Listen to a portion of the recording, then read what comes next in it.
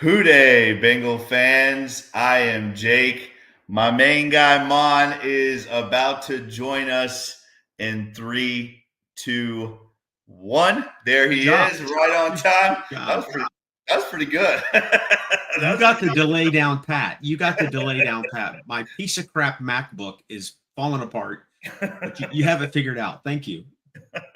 Well, hey, Whodey to everybody out there. Thank you guys for joining us tonight. We have a great show, an incredible guest that I'm very excited about joining us tonight. Guys, we are draft packed this week, all week here on the Cincinnati Podcast Network, right here on the Bengals Pulse. We're going to be talking draft all night. Again, with an incredible draft expert that we're excited to have on here. Before we bring him on, though, Mon, how you been doing, buddy? You good? How's the wedding? Good. Wedding weekend. The wedding was great. We were in just right outside of Atlanta. Great weekend. My son got married. Wonderful time. Getting there was a little tough because it's only a couple hours away from Augusta. Atlanta airport is always busy, but it was extra busy. Had to wait about an hour and a half for a rental car.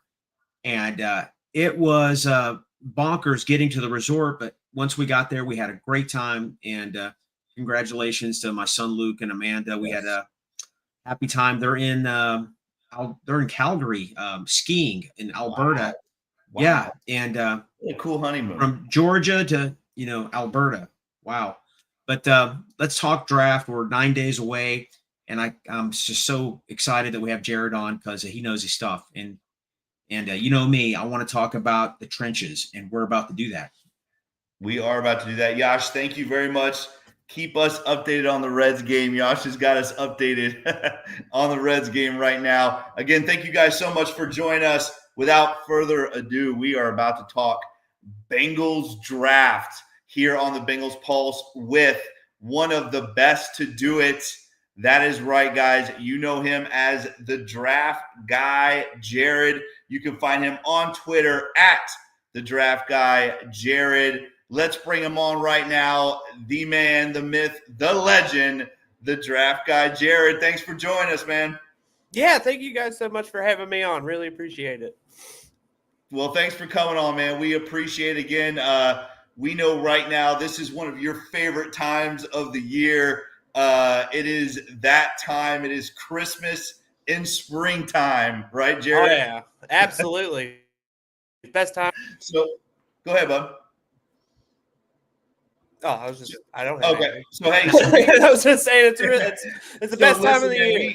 We appreciate having you on. We're going to jump right into this thing.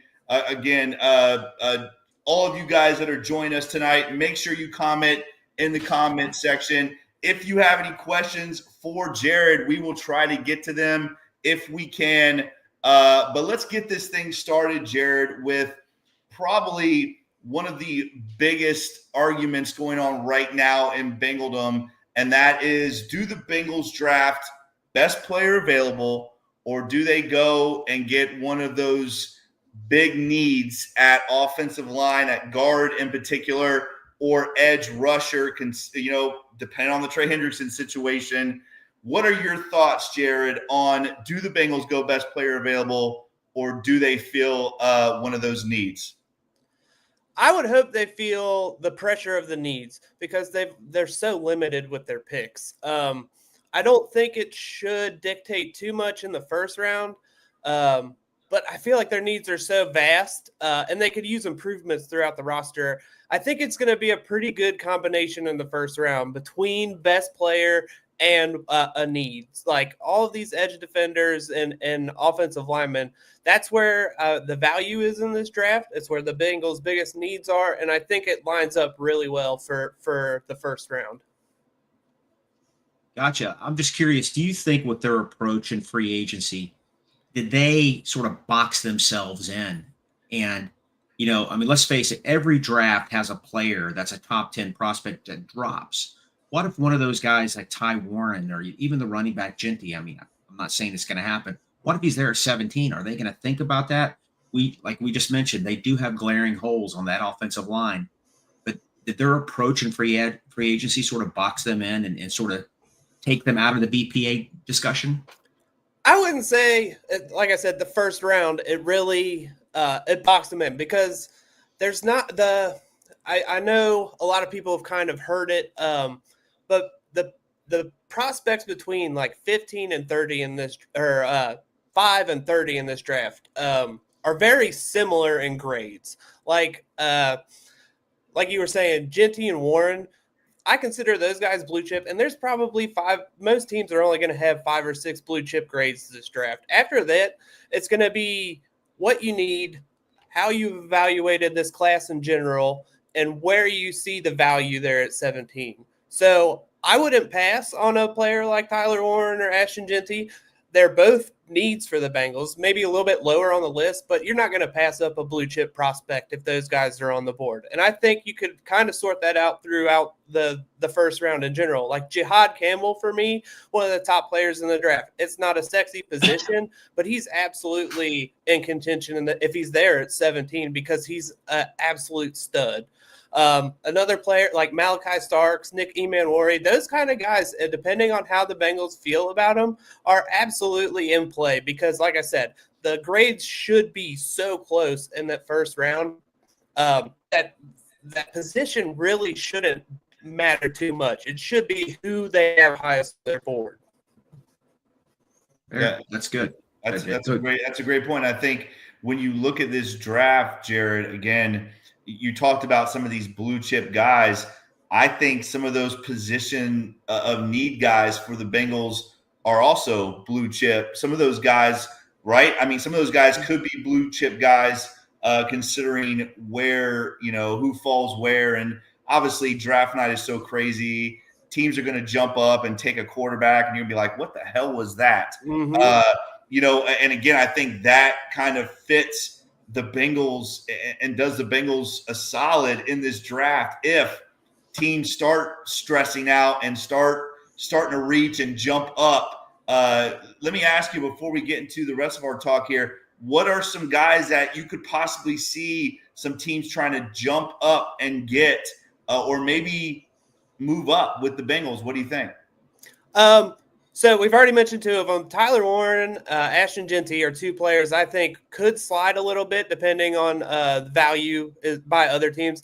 There's just so much unknown with the top half of this draft because there's a lot of new GMs. There's a lot of players that aren't in premium positions that are fantastic, highly graded players. So I think there's a couple of players. I think the quarterback question is fascinating because after Cam Ward, I think anybody could get a little bit desperate for a quarterback. And if you have someone like Shadur sliding or somebody thinks Jackson Dart is one of those guys that should be a top 20 player, I could totally see the Bengals moving back because they could use anybody in that back half of the first round range. So I think it's entirely possible that we could see some awkward movement. I think the public isn't prepared for, I think the consensus boards and stuff you're seeing are going to be nothing after the first day.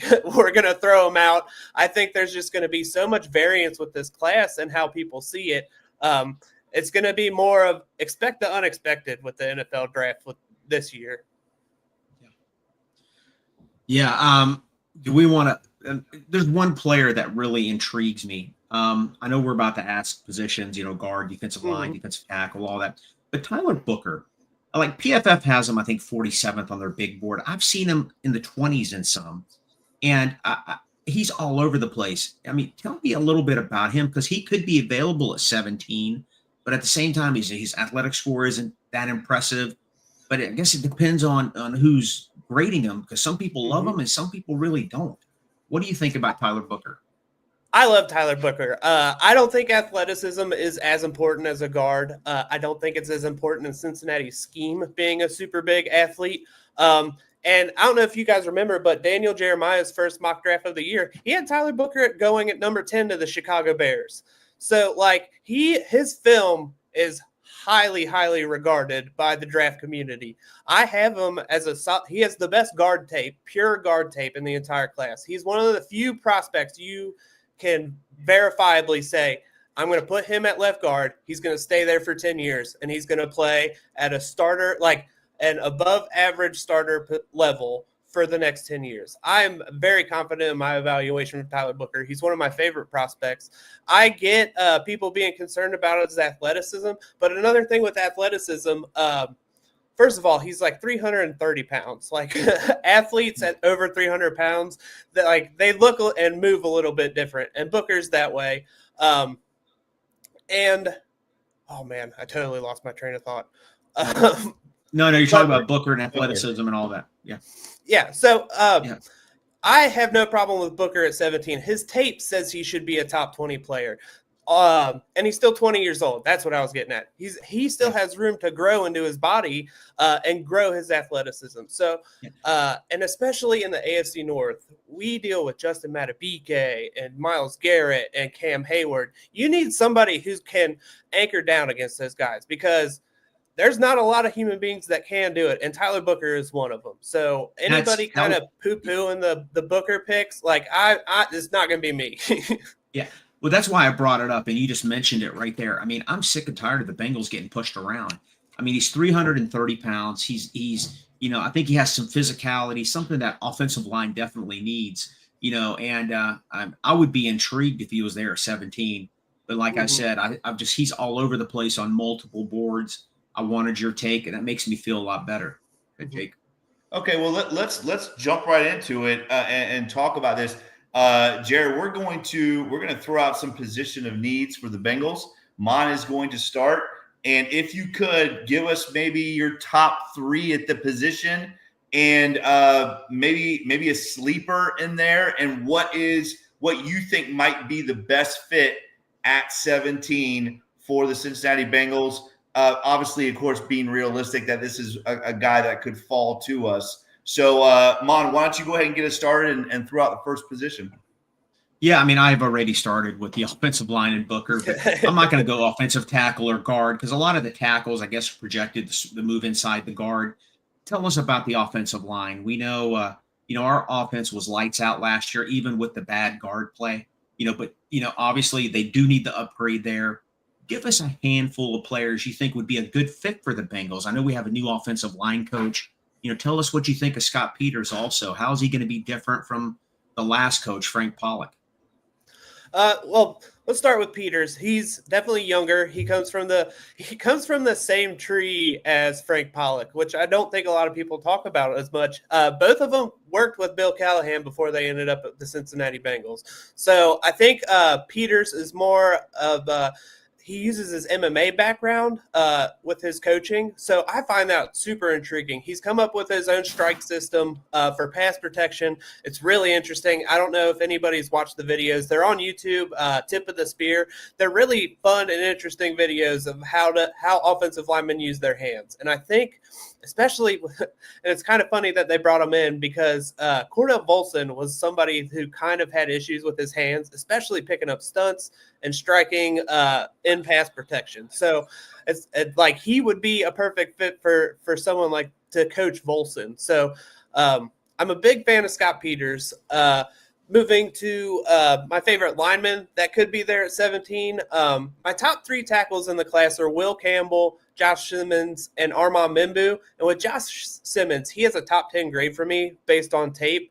And his knee will definitely cause him to slide in the draft. I think he would be a perfect fit for the Bengals. He can move into guard. He's got the power. He's got the size.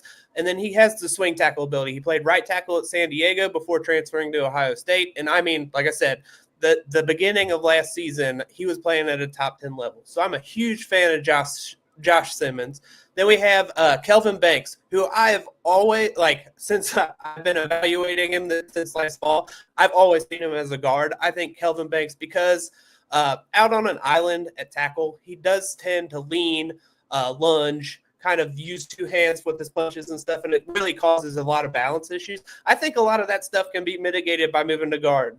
And since he has 30-plus games of starting experience at tackle, he can slide out if he needs to. but he's one of those guys you can teach at guard and have a plan for the future at tackle. So I've been a big fan of Banks as a fit for the Bengals. If he can make it, I really worry that the Miami Dolphins are going to pick him because he's also a perfect fit for their offense. And then outside of Booker, my other favorite guard option for the Bengals, and a lot of people will see this as a reach, but I think Donovan Jackson would also be a fantastic fit. So either of the Ohio State guys or Kelvin Banks would be awesome fits for the Bengals at 17.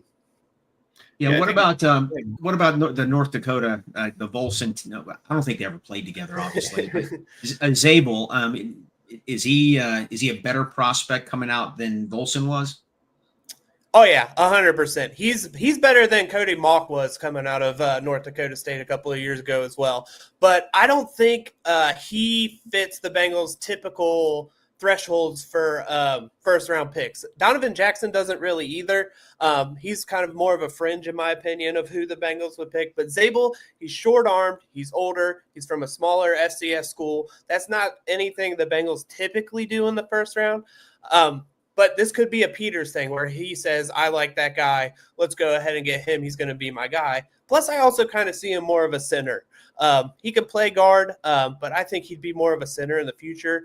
But his movement ability is phenomenal. He's aggressive. He plays a very physical style of football. I think he'd be a fun he'd definitely bring a fun mentality to the group.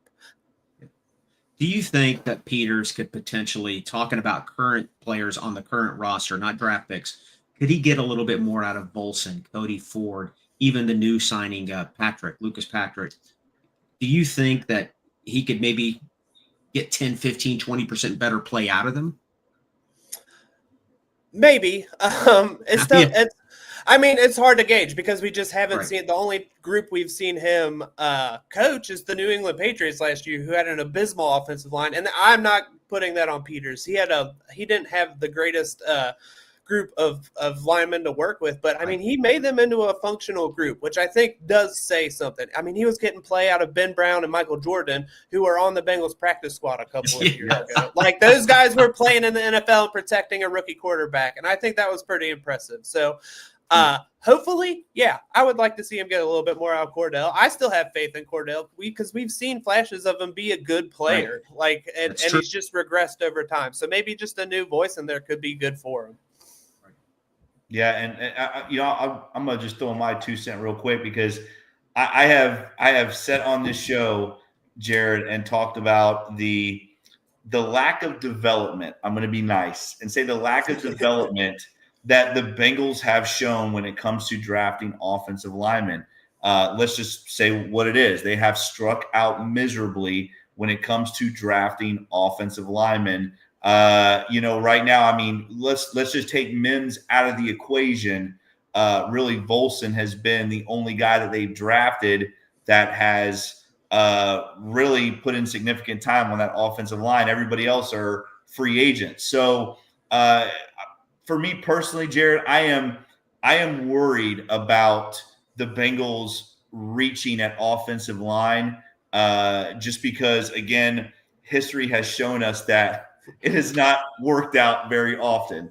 I know, Mon. I know. Listen, that doesn't mean you should have watched our draft show last year. You should have watched it, Jared. It was a classic. I was not happy about Mims. It makes us all nervous. Trust me. Like you're sitting there watching the draft, and you're just like, please, just pick someone good. Don't do the Bengals thing. Like, just pick somebody that we've all agreed on. Don't. I love that, the Bengals thing. I love that. The Bengals. Let me tell you what the Bengals thing is, Jared. It's drafting Cedric Whodey. That's the Bengals thing, right? Yeah. And again, that's just what we have seen year after year after year. So let me just throw this out here. I know you've dropped some names. Who is your absolute? This guy is a guaranteed 10-year player. Is it Booker, like you were talking about before, or is there somebody else out there at offensive line where you're like, if the Bengals get this guy, don't worry, Jake, we are good? I'd probably be Booker. I'm sitting here looking at all these names, and I mean, this class is full of not great, but really good, like high floor offensive guards. but they all you have questions, especially with the Bengals that are so pass heavy. The college game is so full of RPOs and play action and quick game and all of that stuff. Sometimes it's just hard to find somebody that you're so sure about, like is going to be a slam dunk. I would, outside of Booker, Will Campbell, maybe it's like the other guy. Right? And we're not even going to sniff him. So it's a tough. I mean, I have guys that I really like, but they need work. It's tough to say. Well, I'm gonna throw a position out there. I'm gonna take a complete right turn here because we have been doing all these mock drafts. We do them all the time on this show now, as everyone does. And I am my draft guy that I absolutely love is Malachi Starks. He is my guy. And for me, Jared, obviously, I was a huge Jesse Bates fan. I've watched this defense absolutely diminish these last 2 years that Jesse Bates has not been a part of it. I think he was the anchor of the defense for those 2 Super Bowl runs. And I'm going to be honest with you. I know a lot of people don't agree with me on this, but I think one of the biggest holes on this roster is still safety. I think they have not found a fit yet to replace Jesse Bates. Looking at this roster right now, you are looking at Geno Stone, Jordan Battle, Anthony, and Anderson. And Anderson really, let's be honest with you, it doesn't have a very good sample size to look at because he can't stay healthy. That's right now, that is the safety position. Obviously, drafting Dax Hill a couple years ago, now they've moved him to corner. That has failed. Well, we don't know if the corner thing has failed, but drafting him to replace Jesse Bates has failed. So safety is my number one position of need for the Cincinnati Bengals. Tell me, Jared, who's going to be there and who is a good fit for the Cincinnati Bengals? Well, I'm about to kind of rain on your parade a little bit because as much as the fans and everybody kind of see safety as a big need, the front office has invested a lot of draft assets into trying to fix this and free agency. So it's really up to Al Golden, I think, how much he needs a safety. Does he think he can roll with Geno Stone and Jordan Battle into the season? Maybe he can get a little bit more out of Tyson Anderson. Who knows? Who knows how Al Golden sees that? So I think it's very interesting. You can tell they're kind of poking at each point in the draft. They've had Emanwari in for a visit. They've been talking to the J.J. Roberts from Marshall, who's a late round guy.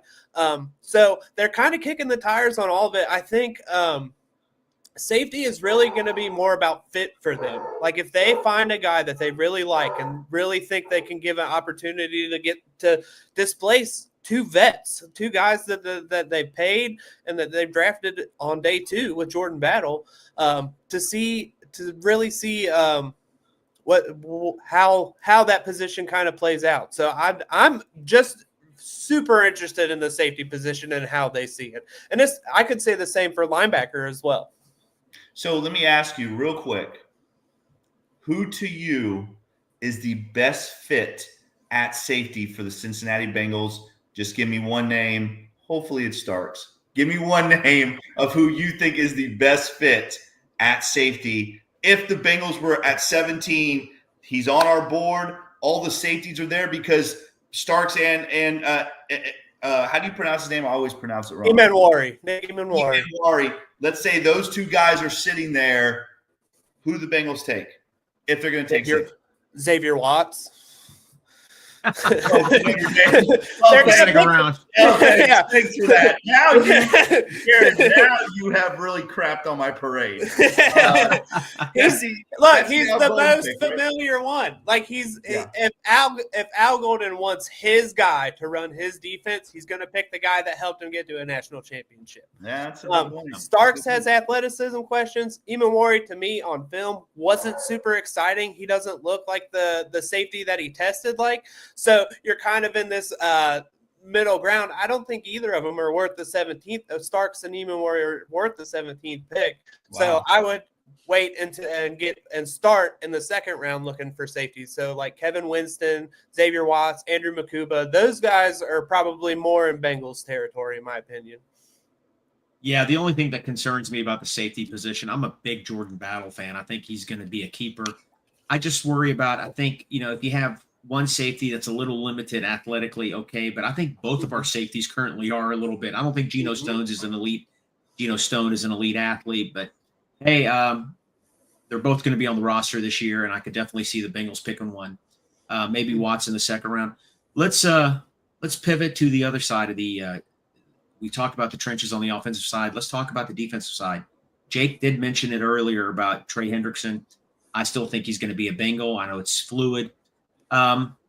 We did spend a lot of draft capital last year. McKinley Jackson, Chris Jenkins, the defensive end from Ole Miss, who I like, Cedric Johnson. Mm-hmm. So what do you think? Give us 4 or 5 defensive linemen that you think could be there at 17 that fit the Bengals mold. All right. Well, I know a lot of people aren't going to like this. So my top target. Jared, I like how you start every but I know people aren't going to like this. Well, I'm a huge Shamar Stewart believer. So, I think people are going to like that. Yeah, I know. I think he is very high on the Bengals board. He fits all of their He fits all of their thresholds. He's 21 years old. SEC competition. Him and Michael Williams are going to be up there for the Bengals. And especially because, and I think this is the part that people really kind of lose sight of with the defensive end thing. Trey Hendrickson, basically on a 1-year deal. I expect him to hold out. I expect him to play during the season, but I don't expect any extension or anything to get done with Trey Hendrickson. So we can consider him a 1-year deal. Joseph Asai, also on a 1-year deal. Cam Sample, also on a 1-year deal. There's no depth to their edge room right now. And if you're staring at 17 and you got Shamar Stewart and Michael Williams and you play in the AFC North, and you already have a 6'5", 270-pound defensive end, and you are thinking, man, we could really play with an even front. Well, we've got all these big defensive tackles that we've accumulated over the past couple of years, plus we've added TJ Slayton. If we could just get one more big physical defensive end to set the edge here in Cincinnati for the next 4 years, that would be such a boon to this defense. It's one of those things I drool over because schematically it makes sense, divisionally it makes sense. All you have to do is coach up a guy who hasn't had any sacks in his entire collegiate career. So that's the thing for me. So I think those two guys are huge priorities for the Bengals. I think they're going to be high on their list. I'm also kind of skeptical that they'll even make it because those schematic thoughts are kind of permeating throughout the league because we saw such an uptick in rushing efficiency last year. So those are probably on the minds of other teams as well. But if the Bengals decided they just want a pass rusher, I love Mike Green. I don't know if he's going to make it there. He's a top 10 player in my eyes. I think he's a phenomenal pass rusher. And then you have the 2 defensive tackles. I would love Walter Nolan or Derek Harmon just to add some juice. And I like potential DT1. They don't have a true number 1 defensive tackle on the team. And it's something they could really use. And I think either of those guys could fill those shoes.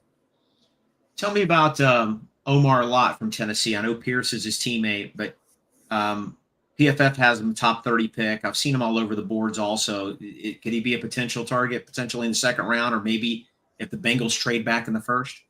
PFF has him top 30? He's ranked 27, yeah. I have a third round grade on him. That might be 27. I'm going to pull this up. It might be defensive lineman. He might be the 27th defensive lineman. I'm going to look that up real quick. Okay, well, I'll give you my thoughts on him anyway. He's an incredible penetrating style 3 technique. He's a pass rusher through and through. He is so good at getting upfield. He's got underrated hands, unreal burst. I'm a big fan of Norman Lott if you're giving him one thing to do. I'm not asking him to on rundowns. And it's part of the reason I have him a little bit lower. He also didn't play very much at Tennessee, and his medicals do scare me. We've kind of heard of this chronic knee issue. It was something, I don't remember if you guys remember a couple of years ago, Azeez Ojulari actually was a considered a consensus first-round prospect when he was coming out, but he had a similar chronic knee kind of medical red flag, and he fell to the end of the second round when that happened. So I wouldn't be surprised if we see a whole round slide from Norman Lott. Yeah, PFF does have him 27 on their big board. Yeah. That's wild to me. Yeah, they do. I just thought, I'm just looking, like I know I sound like a broken record. I want our defensive line to be physical. I don't want to get punked. I don't want to get pushed around. I want a defensive line that looks like the Eagles. I know we're not going to get that in one draft. Okay, yeah. I know that's not going to happen, but I just want a physical dominator. And,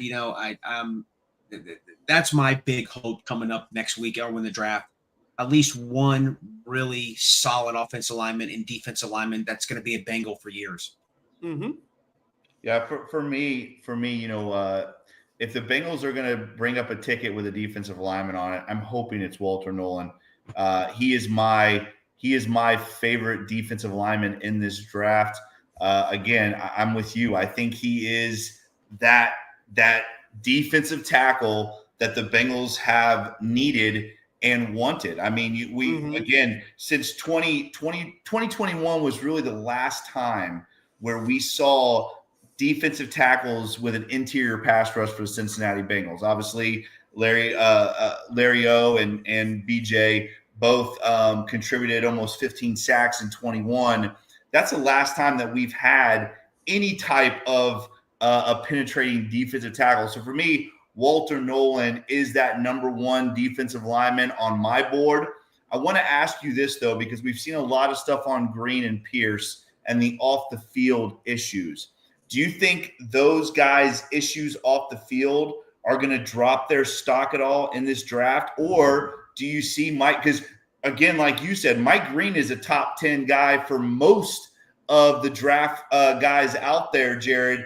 What's your take on the off-the-field Mike Green and Pierce, what their issues off the field? What do you think?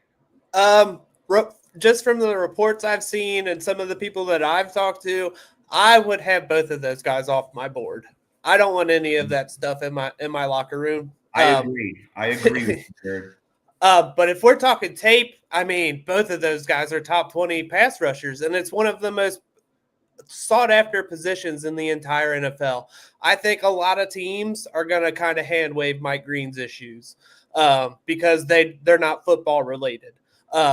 James Pierce, however, I could see a lot of teams having issues with his off the field concerns because they're all football related.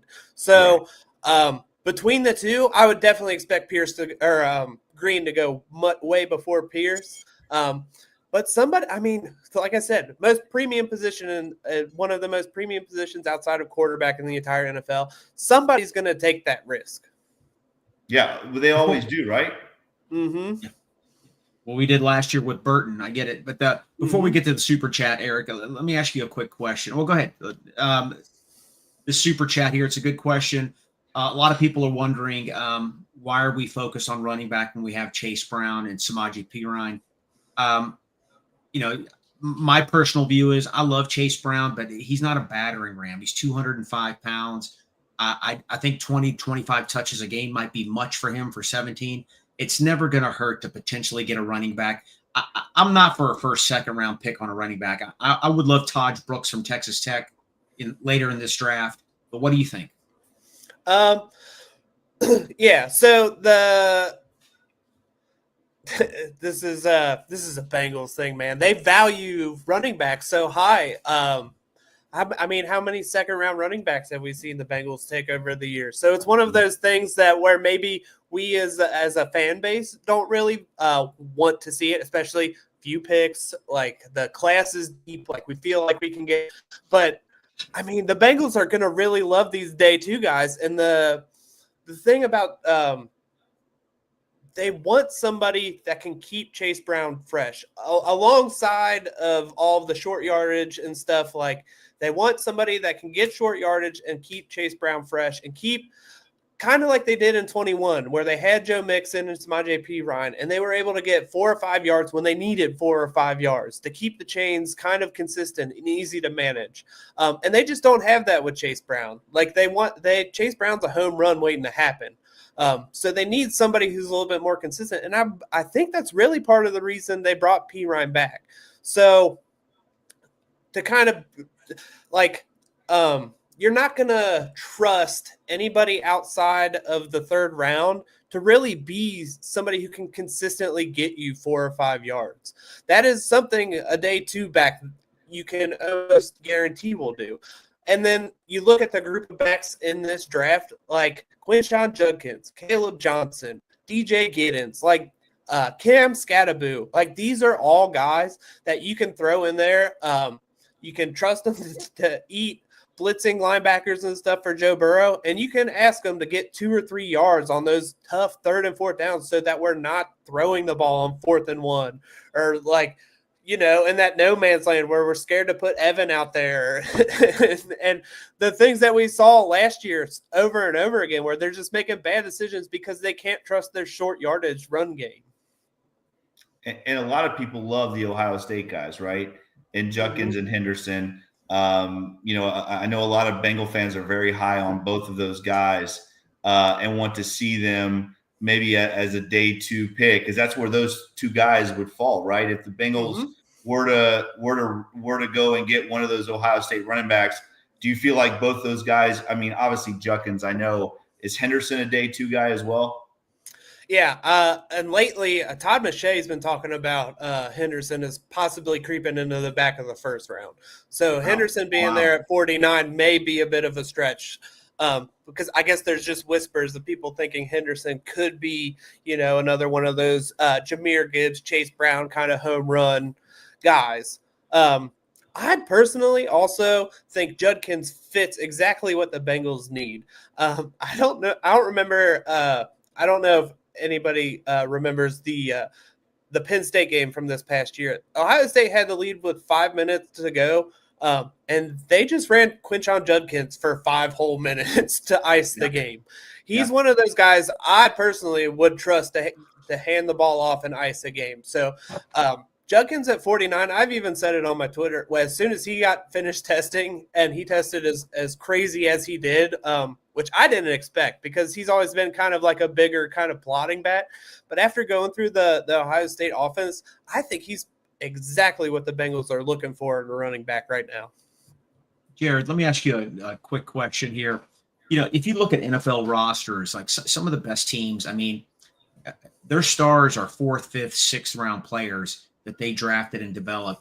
Who are some prospects here that the Bengals could potentially get on the offensive line and defensive line in the 4th and 5th round that, you know, could really come in and help? Are there any people that could be potential day 1 starters that are 3rd, 4th rounders? Yeah, this is actually my favorite part of the draft right now. So there's a lot of offensive tackles that I expect to move inside, especially in Cincinnati, because it's what we need. We need guards. And I mean, there's so many options. I think the 3rd round is a really good spot. The 3rd and 4th round are really good spots to kind of pick these swing tackle guys that have high floor kind of players, like maybe not the highest ceiling. One the Bengals just recently brought in, and I pegged him as soon as I watched this film. I was like, this is a Bengal. So like, we need this guy in stripes immediately. It's Jalen Rivers from Miami. He is one of my favorite guard tackle kind of flexible guys. He actually played left guard and left tackle in the same game multiple times throughout the year last year as Miami was bringing along their freshmen. Also, we're just going to talk about Jalen's today. Jalen Travis from Iowa State, 6'7", 340 pounds, was a teammate of Andre Yosivach from Princeton, transferred to Iowa State.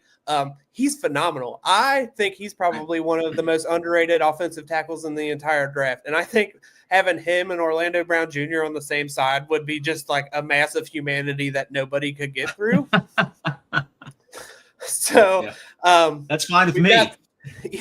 So we've got those 2 guys, and another one I just watched, and he's one of my favorite prospects that I've watched this entire cycle, is Bryce Cabeldue from Kansas. He was their left tackle. A lot of people are talking about Logan Brown from Kansas, who's their right tackle. Bryce is so much more interesting to me. He has over 3,000 snaps played in college. He played left and right tackle. I think he's more of a guard because he's got 32-inch arms. But, man, he's got quick feet, powerful hands. He changes up his punches. He changes up his pass sets. I think he's one of those plug-and-play guys that you could get in maybe the 5th or 6th round because the NFL hasn't really done too much homework on him, that could come in and really compete for some starting guard reps. So I really love Bryce Cabeldue. Good stuff.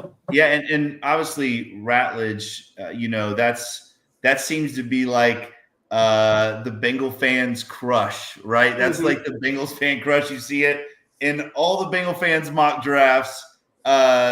Real quick, just tell us a little bit about Ratledge, where you see him falling in this draft. Ratledge is going to be right there around in the 40s probably when the Bengals are sweating on that second-round pick. I don't think there's a better option for a right guard for the Bengals because you have the continuity between him and Mims. He's a super athlete. He's incredible in pass protection. He checks every single box for the Bengals, except he's like 23. I think he'll be 24 during the season. He's a little bit older prospect. That's the only thing and he was injured last year. But other than that, his tape wasn't all great because he had a high ankle sprain most of last year.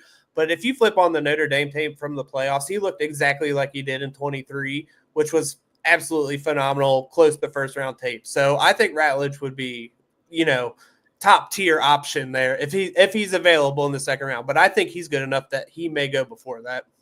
Yeah, the Bengal fans, I think Bengal fans would love it. I don't know if I'm crazy about him in the second round, but again, these guys are moving and shaking up and down the draft board. Really quick, I want to ask you this last position. You touched on Jihad Campbell, so I want to talk about the linebacker position because I am like Zim. I am a big Campbell fan. I think if he falls to 17, he is the best player available. I think he fills a need because, again, the Jermaine Pratt situation is looking very interesting now that he was not involved in the conversation when it came to the linebacker room this week. So we don't know what Jermaine Pratt's situation is going to be, but tell me real quick about this linebackers in this draft. And I know you like Jihad Campbell. Is there anyone else you like out there that fits this Bengals defense? I like Carson Schlesinger. He's phenomenal also. He's very much like Logan Wilson. Probably not as good downhill against the run, but you can tell he's smart and quick, and like he uses that more to his advantage than traditional stacking and shedding. This is actually another Al Golden thing. Like, what's his preference? What does he want? Because he was here when they drafted Pratt and Wilson, Akeem Davis Gaither, and Marcus Bailey, and those are all kind of wildly different types of linebacker. So it was kind of like they were casting a pretty wide net originally when Golden was here. So I wonder how much of that focus narrows in this draft with such few picks. Campbell would be the perfect pick, in my opinion, at 17. If he's there at 17 and they pick him, like A++, 100% on the test, like that is the best pick they could get.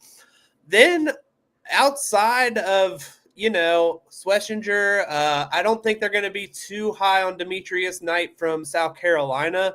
He's very much in the Jermaine Pratt kind of mold. Oh, yeah.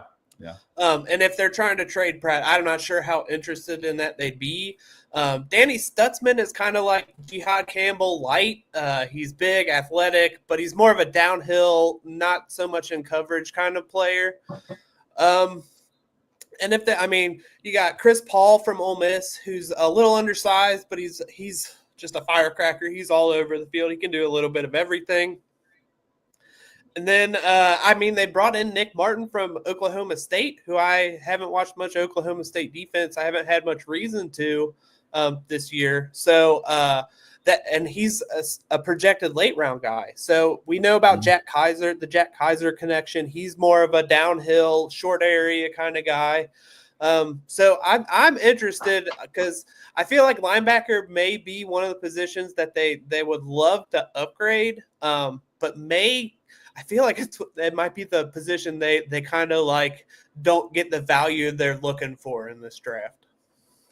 Yeah, they might have. I mean, I hear you. Pratt to me is gone, but I'm high on some of the guys they had last year. Shaka Hayward to me, I think, could be a decent player. But do we want to? Hey, Jared, would you be interested in doing like a really quick mock draft, maybe? Yeah, absolutely. Eric, can you do it? We got to do a mock. We got draft guy Jared on here. We got to do a quick couple round mock draft. Hey, Jared, no punters. No punters in the first round. No punters. No punters, I'm out of here. You pick a punter, I'm gone. All right. So, hey, here we go. Are you ready? Absolutely. All right. Draft guy Jared, this is your mock.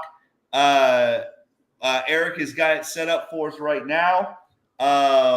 It looks like, just for our listeners out there. Oh, no. What is that? Arizona. Come on, man. Shamar Stewart goes to Arizona. The pick before ours. That was obviously Jared's guy. So let me Eric, scroll up just so I can. Derek Harmon, and then Emanuari, Barron, and then Mikael Williams. So again, some of the guys you talked about, Jared, going right before we pick. So you're at 17. Obviously, Shedeur Sanders. Please don't do that. So right now, they're comping him to Joe Burrow. Right now, get him so much cheaper. Jared has Kelvin Banks if he wants to go O-line. Mike Green is sitting there. Malachi Starks. Tyler Booker is sitting there. Yeah. Well, Jihad Campbell. Oh, run it in. Just go ahead and pick Campbell. All right. That wasn't even a discussion. So, Eric, did you hear that? Go ahead and draft Jihad Campbell. We got him with the hey, Eric, thank you so much for the fast draft this week.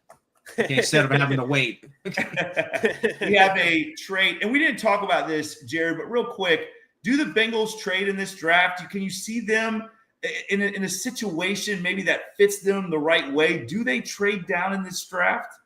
I could see a second round trade down.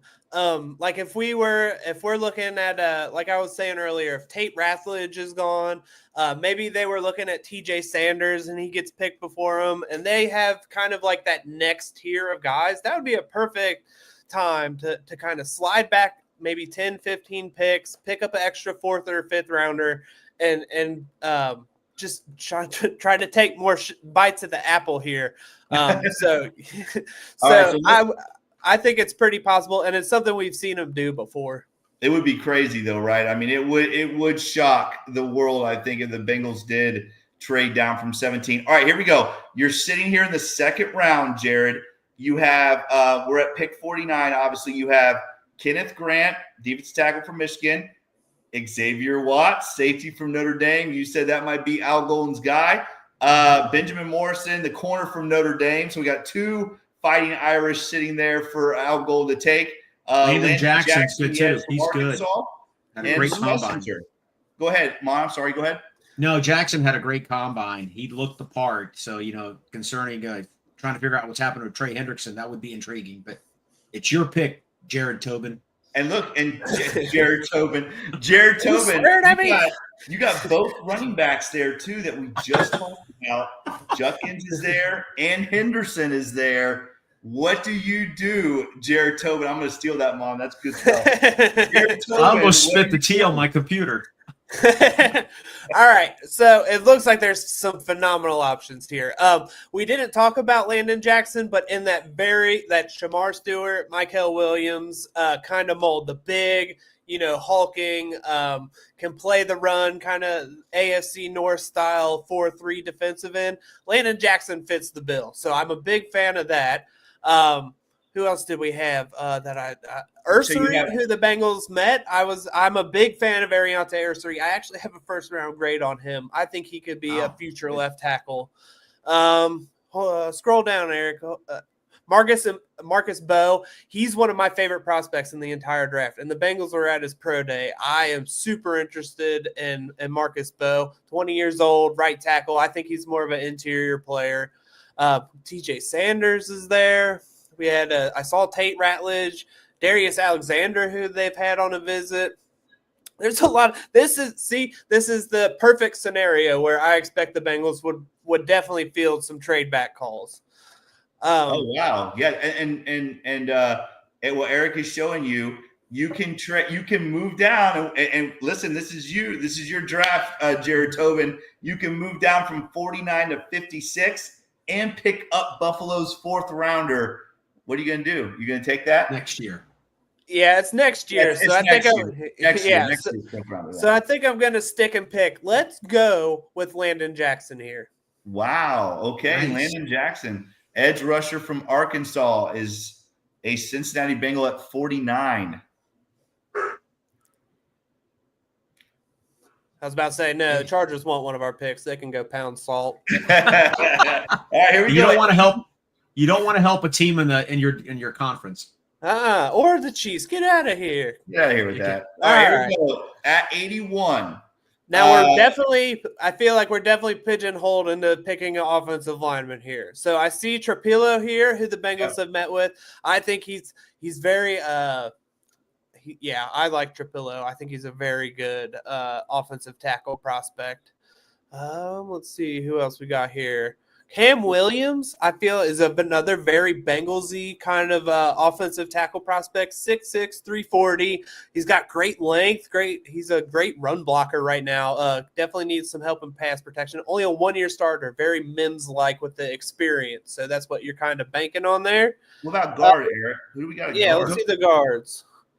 Fairchild. Oh, I think we're going to go with Miles Frazier here.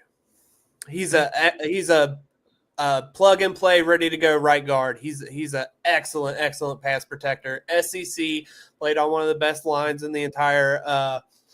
Look at that athletic score. Look at that athletic score. That's I was just about to say, Jared, Mon is in love with the Raz. He loves the Raz. If that Raz is high, Mon is taking him. But because my Raz is through the roof. For a fireman, my athletic score is through the roof. Athlete. I didn't know I was on a podcast with an elite athlete. Jared, you have no idea. He has advanced genetics. It's something of a I was honorable mention in Lebanon back in the 70s. I'm big time. Okay. All right. Jared, I want to draft Miles Frazier here.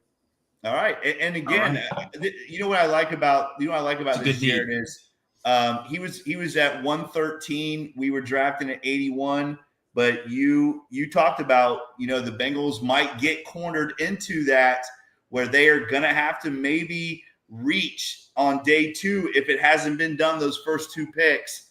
And we saw it happen right before our eyes. All right, here we go. At 119, you have Grant from William and Mary, the offensive tackle. Bauman from Oklahoma, the safety. We're looking at, there's a couple running backs here. Hancock, the cornerback from Ohio State. Eric, you want to scroll down a little bit?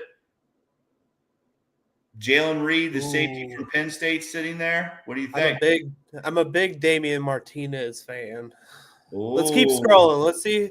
Yeah, let's keep seeing. We might come back to Damian here. Jordan Phillips is another interesting guy here. If you're looking for some kind of interior juice, I think Phillips can provide that. Also a super young player. Jack Sawyer's still here. Ooh, that's interesting. Wow, that'd be value, big time value. Yeah. Oh wow, that's good. All right, man, we got some options here. All right, what else we got? I mean, while we're kind of shopping while we're hungry. Oh, Jamari Caldwell, R.J. Mickens, I've heard a lot of great things about. There's Jalen Travis. If they wanted to do a back-to-back double dip on Travis. JJ Pegues. Oh man, we talk about a fullback, man. Jared, how did Ole Miss not win a national championship? Ole Miss has about 12 guys going to get drafted in this draft.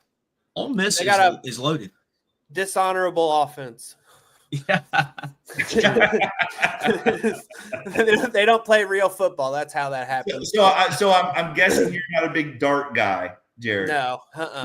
Yeah. Oh, Devin Neal. I fell in love with Devin Neal watching Kansas film. He's going to end up on my shadow team. All right. I think out of all these options, we have to go Jack Sawyer, right? He's here in the 4th round, and we're looking for edge help. I know we already drafted one, but I mean, this is one of those things where you double dip and you are good for a while. Absolutely. If the Bengals don't draft him here, Jared, they might be lighting the torches and getting the pitchforks out. It might be anarchy in Cincy if they don't draft him, right? Yeah, absolutely. So, yeah, let's go ahead and get Jack Sawyer. Let's double dip at edge prospect here. That's a great value pick. I mean, these big boards are all over the place. I've seen Frazier higher and many, and it's amazing. But if we get Jack Sawyer with the 4th pick, that would be sweet. I love this draft. I love this draft. You want to talk about redoing the defensive line? Wow. It's built now. And I mean, again, we talked about. For me, I just want a dog on defense. You know what I mean, Jared? I'm a football coach myself. I want a guy that I know is going to fly around and make plays for this Bengals defense. Something they haven't had. They didn't have last year. I mean, again, Trey Hendrickson is who he is. But I'm talking about a guy on the back end of it, sideline to sideline, making plays. We haven't seen that in a while in Cincinnati. I love the Jihad Campbell pick. That to me is a home run in itself. Yeah, we were kind of debating there that trade back in the second. If we had done that, we still could have picked up Landon Jackson, and we had an extra 4th round pick. We saw all of those names, man. That would have been incredible. And like you could apply that to so many different positions, so much value there. So I think that would have been an incredible move if we could have moved back in the second and still kind of got this same kind of deal. Yeah, absolutely. Throw a safety in there, throw another guard in there. It would have been a slam dunk. What about I noticed there was a name there in the 4th, Malachi Moore from Alabama. What do you think about him? Or Malachi? Is it Malachi? Yeah. I don't know too much about Malachi Moore, to be honest. I didn't watch too much Alabama defense. I mean, I watched Jihad Campbell and I watched Tim something. Yeah, I know you're talking about the defensive lineman, I think. Yeah, and Quay Robinson. And I just really wasn't too impressed with their whole defense. Well, the guy I was impressed with went back to school. So LT Overton is a guy to watch for next year. But I mean, other than that, Jihad Campbell was their defense, in my opinion. All right. So Jared, you did a mock just now, but I know it's really fluid. Final question here. What do you think happens at 17? If you could look in a crystal ball tonight, where do you think the Bengals are going to wind up, or how do you think it's going to the end of night 1 of the draft? Who's going to be a Bengal at 17? Man, this is tough because I usually I'm pretty good about feeling these things out. I for sure knew they were going to be interested in Myles Murphy. I called Mims last year. I knew he was going to fall to 18. This year, it feels I've never felt more murky about my predictions. Like I said earlier, if Shamar Stewart or Micah Williams are there, I think either of those guys are the pick. I really don't think Banks is there, and I really think Booker is a very high option that people aren't really thinking about. So let's go with those 4. One of those 4 will be a Cincinnati Bengal. So let me ask you, because we just went through this whole Jihad Campbell thing. Do you not think he's going to be there at 17? It's because I want it so bad. There's no way in my brain it's going to happen. Oh, that's good. That's good stuff. Hey, Jared, thank you so much for coming on here. I mean, I'm on overload right now with Bengals draft. Now you are. It's just impressive the knowledge that you have, and we appreciate you so much. Where can all of our listeners find you, Jared? Yeah, at Draft Guy Jared on Twitter. I'm also on Blue Sky. I don't post much over there. And after this draft cycle, I just started a Substack. So my big boy board, which is all of the trench players, and by the time it comes out, it will be 100 players deep. All trench prospects, offensive and defensive line. That'll be my first article going on my Substack. So if you go to my page, it's linked on my Twitter page. If you go and subscribe, you'll get that before I post it on my Twitter page. So go and subscribe to my Substack. But yeah, that's all I've got. Go follow. Jared, thank you so much, man. Yes, thank you. We really appreciate you. Go follow Jared at Draft Guy Jared. I'm telling you guys, it is an incredible follow. Jared, thank you so much, man, for coming on the Pulse. We really appreciate it, man. We'll catch up with you. Maybe we'll catch up after the draft. What do you think? Yeah, sounds good, man. That'd be awesome. We'll have you on. We'll do a little post-draft, and hopefully you and I will be celebrating Jihad Campbell as a Bengal. We'll talk about Tyler Booker being the first-round pick. How about that? There we go. Jared, thank you guys so much, man. Be good, man. We appreciate you. See you, buddy. Take care. Man, great stuff, man. He was awesome. That was a good show. I'm telling you, man. I'm like on draft overload. That it's just impressive, right? It is impressive the knowledge that Jared has.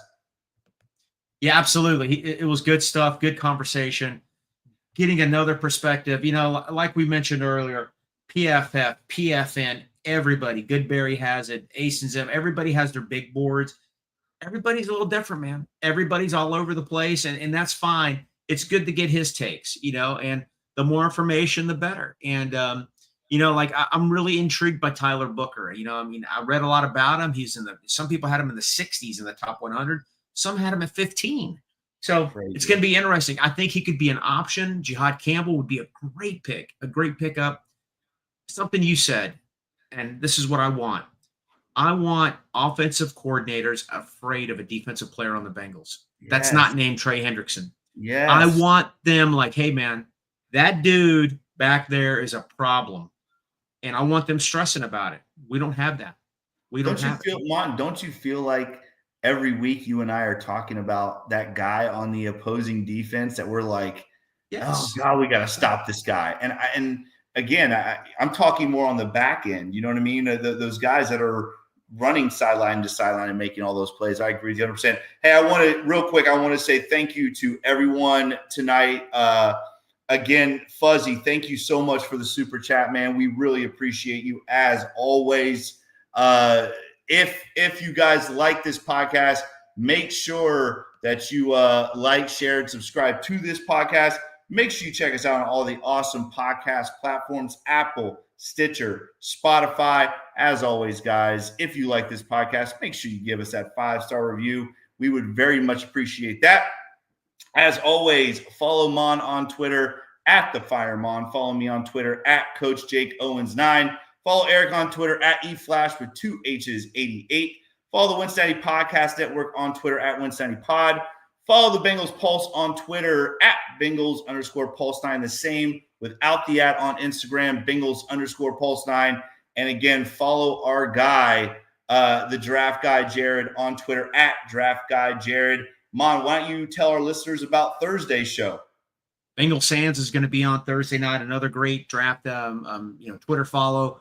Very knowledgeable about the NFL draft, NFL period. He's going to come in. We're going to give him. We're going to get his perspective.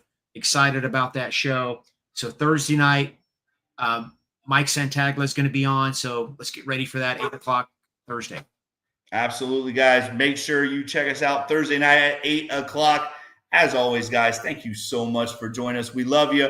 We appreciate you. One last thing. I'm sorry. Bruh, we're working on a Reds podcast. It's going to be out soon. Give us time. Yes. But we will talk about that here in a couple of days, right, Mon?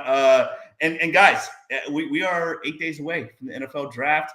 Bengals Pulse going to be doing a little bit of Reds talk here coming up soon. Bro, we'll let you know when that's going to be dropping. But he is Mon. I am Jake. Our man Eric in the background. Eric, thank you so much for everything you do. Once again, go follow the Draft Guy, Jared. He is awesome. Thank you so much, Jared, for coming on. Again, guys, as always, we love you. We appreciate you. Whodey Bengal fans, we will see you on Thursday night.